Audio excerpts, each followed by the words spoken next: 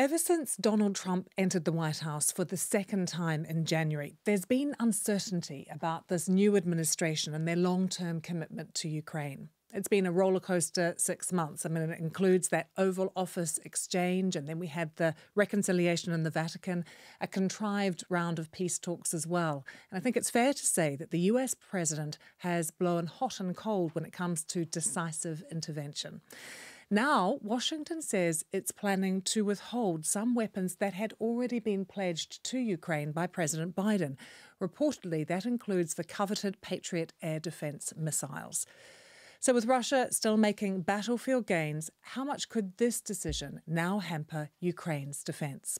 We'll be answering all of your questions, including that one, with our expert panel. I'm Vitaly Shevchenko. I'm Olga Robinson. I'm James Landau. And I'm Lucy Hawkins. This is Ukrainecast. Ukrainecast from BBC News.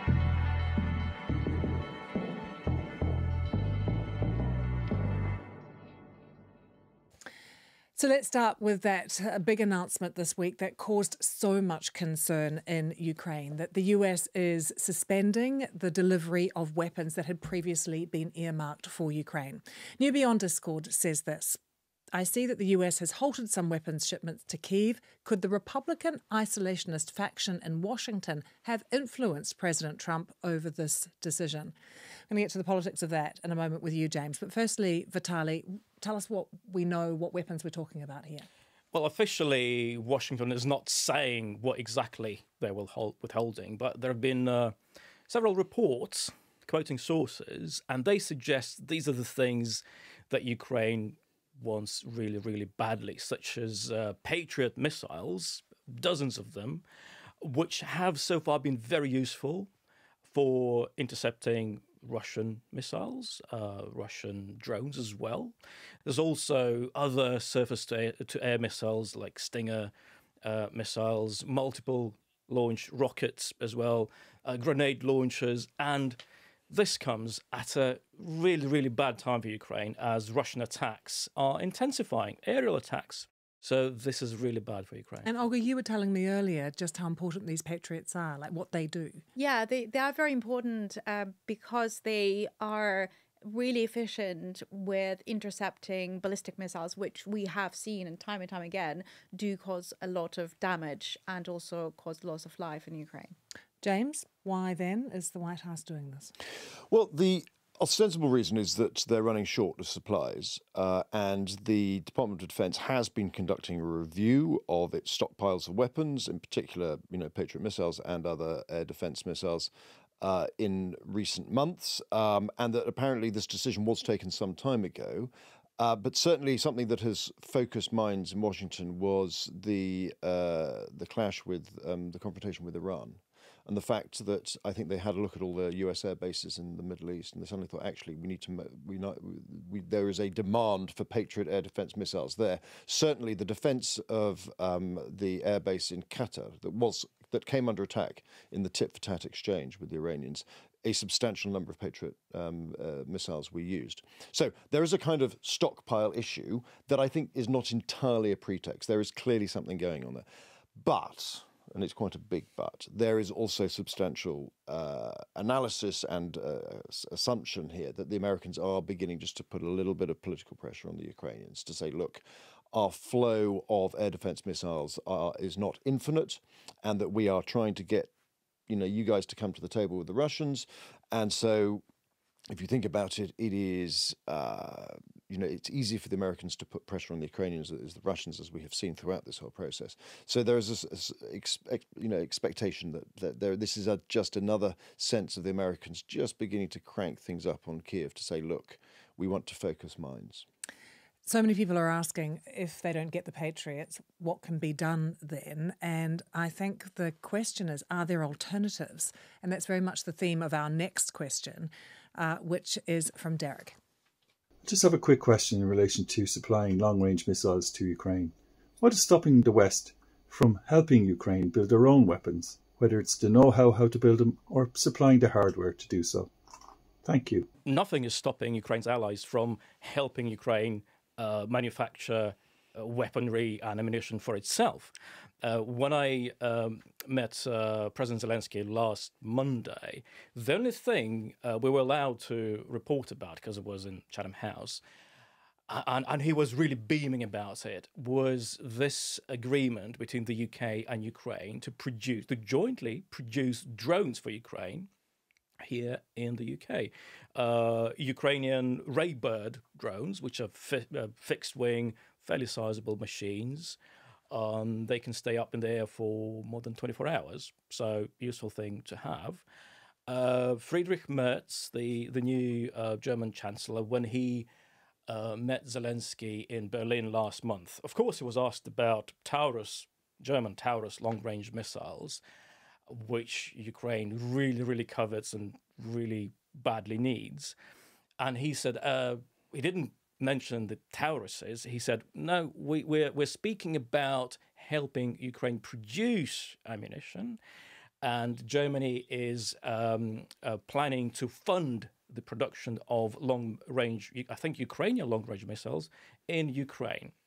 Having said that, of course, there are advantages to having all those things produced in the West, because they have the factories and they have the infrastructure, which cannot be targeted by the Russians just as easily compared to Ukraine.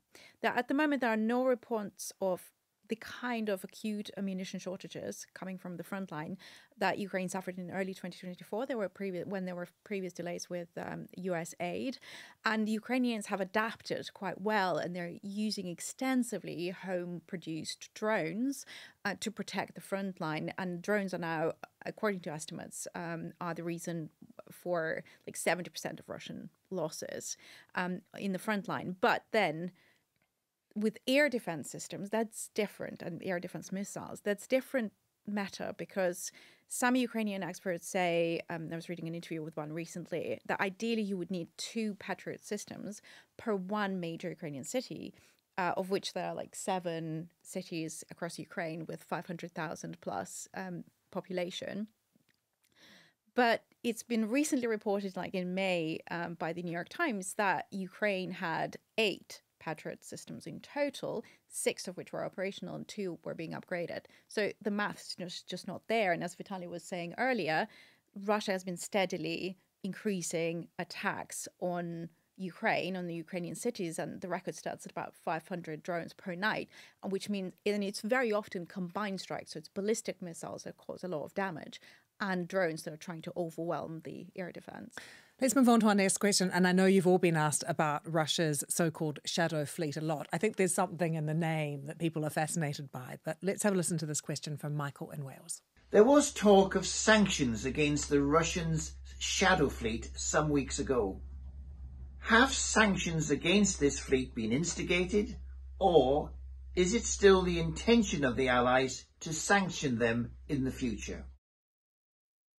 Well, to answer Michael's question, it's one of the few areas where sanctions have been instigated, and they seem to be working reasonably well. So Russia has more than 300 tankers in the so-called shadow fleet, and they've been transporting a lot of oil. 70 million barrels of crude per month last year.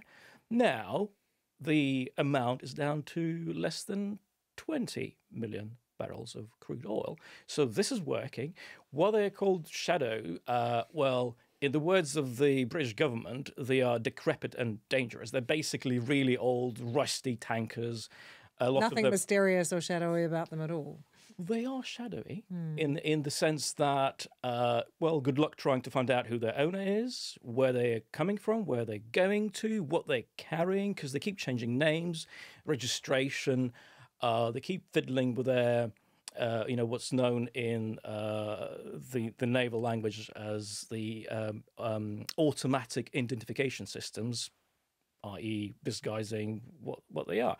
And the point of the exercise is to avoid sanctions imposed by the West on Russian oil, such as the top amount you can pay per barrel of crude, which is $60, and also a ban on imports of seaborne crude imposed by the US, the EU, and the UK. And Olga, on BBC Verify, you've been doing a big investigation into the shadow fleet. Well, it's sort of a beginning of an investigation, but we are also equally fascinated by shadow fleet vessels. And as Vitaly was saying, they are very often old vessels, and they are prone to accidents and they need repairs. And if, for example, spare parts get more difficult to get hold of, that would potentially, because of sanctions, that would potentially have impact as well. And we're currently investigating an incident with one vessel that Ukraine says is a Russian shadow fleet vessel that exploded in late June off the coast of Libya. And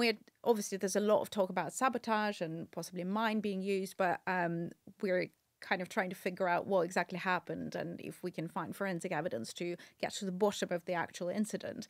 But we, at the same time, also can't rule out the possibility of there being just an accident on board, because the vessel itself is 25 years old. That would be less interesting, though. Well, even more fascinating, because these sanctions are working, Russia is concerned, and it started to protect these rusty boats. Last month, 2 of them were transiting across the English Channel, and they were accompanied by a Russian corvette carrying missiles, the Boyki. In May, when Estonia tried to inspect one of such boats, Russia sent in a fighter jet. So they are concerned. In terms of these sanctions, though, James, these are a European initiative, without the kind of direct support from the United States. And then we saw this call this week between President Macron, I think it was 2.5 hours, wasn't it, and President Putin as well. Are we seeing a change here in terms of diplomacy? I mean, is the EU and European leaders just ploughing ahead now without the US? Look, I think the Europeans realise that in the era of Trump, they have to be aware of thinking differently and taking opportunities when they can. And if they can exert pressure on Russia by themselves to do so, they don't like doing it because they know that if you really want to put pressure on Russia, it's better to act in concert, particularly with the United States. Donald Trump has, threatened sanctions on the Russian, shadow fleet and else like that, but it tends to, come to naught. In the meantime, as you say, President Macron having a conversation with President Putin the first time in several years. I think that's more just Macron thinking it's about time we had kept open negotiations. And how does that work? Presumably translators on all sides? Yeah, that's a long conversation. Yeah, it's a long conversation, but that's one of the reasons why it's so long is you have to wait for the translation to sort of come through. But I think, Macron, as we know, likes to put himself at the centre of things. He likes to be seen to be the guy who's making the deals. And I think that if you are going to have any kind of negotiated settlement to this conflict, the Europeans will have to be involved in some stage, and therefore it sort of makes sense to have at least some European leaders.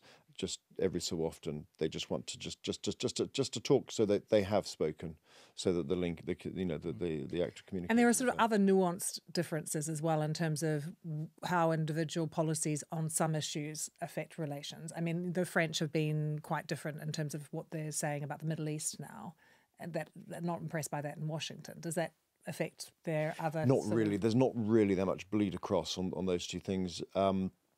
Simply because, there was that spat between Macron and Trump just the other week when Trump accused Macron of falsely claiming that Trump had left the G7 early to fix a ceasefire, which, as we know, subsequently was not the case. He went back to arrange the bombing. But at the moment, I don't get a sense that bleeds across into this issue. Not least because the American position is fluid, to say the least, and I'm not sure tensions with the French shapes that much. Okay. I've got another question here from Neil in London. Now, Neil says, I would like to raise an issue I have never heard discussed on the podcast, the Ukrainian government's view of Russian opposition figures like Yulia Navalny. Do you think the objectives of the Russian anti-Putin opposition and the defeat of Russia in Ukraine are linked? It seems to me that the supposed peace negotiations have been futile and the war will only end if the person who instigated it is removed from power, Vladimir Putin. I ask this question because, to my surprise, I've seen a certain amount of hostility to Russian opposition figures from Ukrainians online. Yeah, Olga, how do Ukrainians view there's the a Russian reason for opposition? that. There's a reason why a lot of Ukrainians are no fans of the Russian opposition, and that's because of the way they talk about the invasion as being Putin's war and putting onus on Putin, whereas Ukrainians feel like this is exonerating the majority of the Russian population that is supportive of the war. And then also there are some tensions when it comes to known views of some Russian opposition figures about Ukraine or the annexation of Crimea. Even the late Alexei Navalny was not particularly loved in Ukraine because he, after the annexation of Crimea, said, well, it's not a sandwich. You can't pass it backwards and forwards. Yeah, so he effectively supported the annexation of Crimea, and obviously Ukrainians couldn't forgive him for that. And Yulia Navalny, on the subject of the Navalnys, you will be aware of the latest row involving her. She was interviewed about Crimea and asked, okay, how do you see Crimea's status? And she said, well, in fact, currently, the reality is it's owned by Russia. And looking ahead, what about the millions of people with Russian passports in occupied parts of Ukraine? This is a very complicated question. That's the kind of thing that really upsets Ukrainians, because these opposition leaders from Russia, if you can call them that, they hardly ever say the Russian army in Ukraine must be defeated and all the occupied territories must be returned to Ukraine. The only one I can recall saying that all the occupied parts of Ukraine must be recalled is Vladimir Kara-Murza. The others, I just don't remember them saying that. The absolute majority, I really agree with that point, because very often what you hear from the Russian opposition is that they want peace, but they don't explicitly talk about defeat of Russia in the war. But also, I think it's very important to point out here that the Russian opposition is in its weakest position that it has ever been, ever since the death of Alexei Navalny, who was like the most well-known face of the opposition. And Yulia Navalny is there and she's doing the rounds, meeting people, doing the interviews, but she's more of a symbolic figure. She doesn't have the same appeal. And also it's really difficult for them to actually appeal from effectively exile to Russians who live in the country. And if for some reason Ukraine openly supports them at any point, the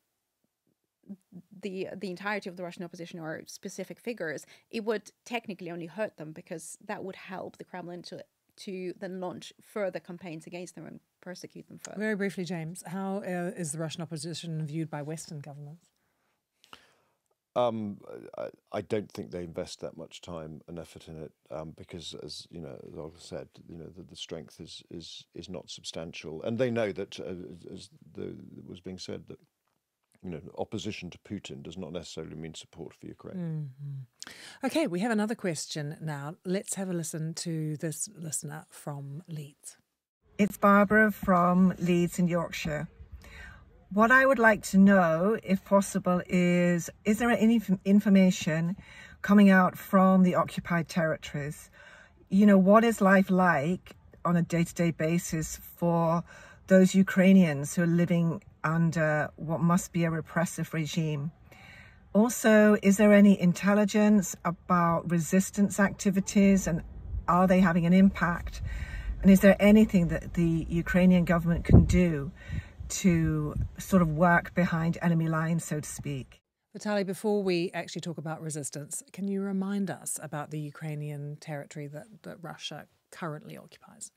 Roughly a fifth of Ukraine, and the occupied share is increasing. There have been reports of Russian forces entering another Ukrainian region, Dnipropetrovsk region, denied by Ukraine. The Russians are now present in the northern Sumy region as well, so that area is growing. And Olga, how easy is it to find out what life is like in these places? It's not easy. You genuinely have to rely very often on eyewitness accounts of people who actually agreed to speak to you, and it's actually quite difficult to find people to speak to, because they would have to literally risk their safety and their lives by speaking to Western media, and you need time to build that trust. But generally, from the glimpses that we get, if you are Ukrainian, you want to preserve your Ukrainian identity while living in the occupied territories, you effectively have to live a double life, and you have to publicly kind of embrace this Russian identity, and then still hope that one day you will be able to become Ukrainian again. But also we know from, we occasionally are able to trace what it is the occupied authorities are doing, like through documents that they publish or